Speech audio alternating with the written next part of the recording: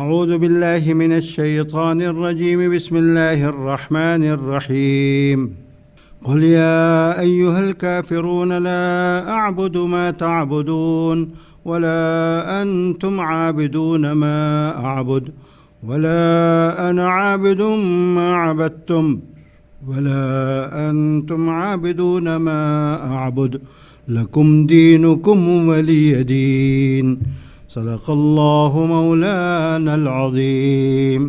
ترجمے سے پہلے چند الفاظ کے معنی سماعت فرمائیں۔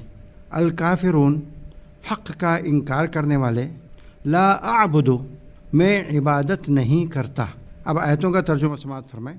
تم کہہ دو کہ اے حق کا انکار کرنے والو، میں ان چیزوں کی عبادت نہیں کرتا جن کی تم عبادت کرتے ہو، اور تم اس کی عبادت نہیں کرتے جس کی میں عبادت کرتا ہوں، اور نہ میں آئندہ اس کی عبادت کرنے والا ہوں جس کی تم عبادت کرتے ہو، اور نہ تم اس کی عبادت کرنے والے ہو جس کی میں عبادت کرتا ہوں۔ تمہارے لیے تمہارا دین ہے اور میرے لیے میرا دین۔ محترم سامعین، آج آپ نے 30ویں پارے کی سورۃ الکافرون کا ترجمہ سماعت فرمایا ہے۔ چونکہ اس سورت کی پہلی آیت میں کافروں سے خطاب ہے، اس لیے اس سورت کا نام سورۃ الکافرون ہے۔ یہ سورت بڑی فضیلت والی سورت ہے۔ ایک حدیث شریف میں ارشاد ہے کہ یہ سورت چوتھائی قرآن ہے، یعنی اس کا ثواب چوتھائی قرآن کے برابر ہے۔ نبی کریم صلی اللہ تعالیٰ علیہ وسلم فجر کی اور مغرب کی 2 سنتوں میں بکثرت اس کی اور سورہ اخلاص کی تلاوت فرمایا کرتے تھے۔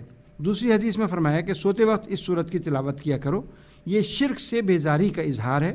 اگر یہ سورت پڑھ کر سوئے اور سوتے ہوئے موت آ گئی تو توحید پر موت آئے گی۔ اس سورت کا شان نزول یہ ہے کہ کافروں نے حضور اکرم صلی اللہ علیہ وسلم سے کہا تھا کہ آپ ہمارے ساتھ اس بات پر صلح کر لیں کہ 1 سال آپ ہمارے معبودوں کی عبادت کیا کریں تو اگلے سال ہم آپ کے معبود کی عبادت کریں گے۔ اس پر یہ سورت نازل ہوئی اور حق تعالیٰ نے اپنے نبی صلی اللہ علیہ وسلم کو تلقین فرمائی کہ آپ ان کافروں کے دین سے اپنی پوری بیزاری کا اعلان فرما دیں، اور اس اعلان بیزاری کے لیے یہ سورت نازل فرمائی۔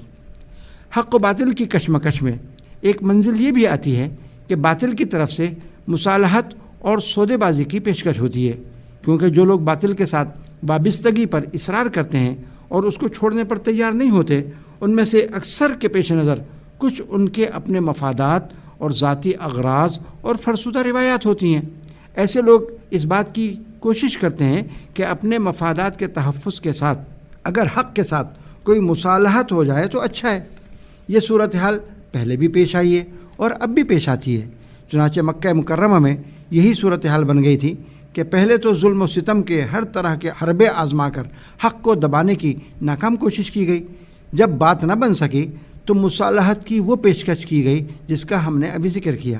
مقصد یہ تھا کہ بت پرستی کی روایت بھی باقی رہے اور اسلام کی خالص توحید کی دعوت اگر ختم نہ بھی ہو سکے تو کم سے کم اس میں اتنی لچک اور ڈھیلا پن آ جائے کہ اسلام کے ساتھ شرک اور بت پرستی بھی قابل قبول رہے۔ چنانچہ اس صورت میں صاف صاف اعلان کر دیا کہ کفار و مشرکین حضرت صلی اللہ علیہ وسلم سے ہرگز ایسی کوئی امید نہ رکھیں کہ وہ کسی خوف یا لالچ یا دباؤ کی وجہ سے حق اور توحید کی دعوت سے دستبردار ہو سکتے ہیں یا اس میں لچک کا مظاہرہ کر سکتے ہیں۔ اس صورت میں دین اسلام کی صحیح حیثیت کا اعلان کر دیا گیا اور کافروں کو ہمیشہ کے لیے ایسی کسی مصالحت سے مایوس کر دیا گیا۔ صورت کے مضمون کا حاصل یہ ہے کہ اے نبی، آپ اعلان کر دیں کہ اے کافروں، میں توحید کا علم بردار ہوں، موحد ہوں، ایک اللہ وحدہ لا شریک کی عبادت اور بندگی کا دم بھرتا ہوں، میں ہرگز شرک نہیں کر سکتا، نہ اب اور نہ آئندہ۔ اور تم لوگ بھی جو کہتے ہو کہ 1 سال تم توحید پرست رہو گے اور 1 سال شرک کرو گے، تو سن لو، توحید کے ساتھ شرک بالکل جمع نہیں ہو سکتا۔ شرک و توحید میں کبھی مصالحت نہیں ہو سکتی، نہ اب اور نہ آئندہ قیامت تک۔ لکم دینکم ولی دین، تم کو تمہارے شرک کا بدلہ ملے گا اور مجھے میری توحید پرستی کا بدلہ ملے گا۔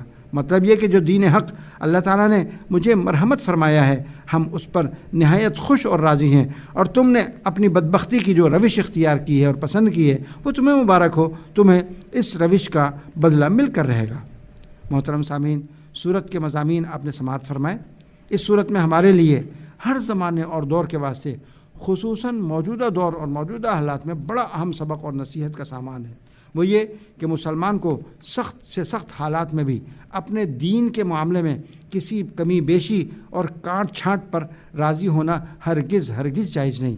مسلمانوں کے لیے یہ بالکل جائز نہیں کہ اتفاق و مصالحت کے خوبصورت نام پر یا رواداری کے نام پر یا ڈرانے دھمکانے کی وجہ سے یا دباؤ میں آ کر یا دنیا کے مفادات اور لالچ کا شکار ہو کر کفر و اسلام میں اتحاد و یگانگت کی کسی ایسی تجویز کو قبول کریں جس میں کفر و اسلام میں التباس پیدا ہو جائے یا شرک اور کفر کا ارتکاب کرنا پڑے۔ اللہ پاک ہمیں دین کی فہم سلیم عطا فرمائے، آمین۔ وما علینا الا البلاغ۔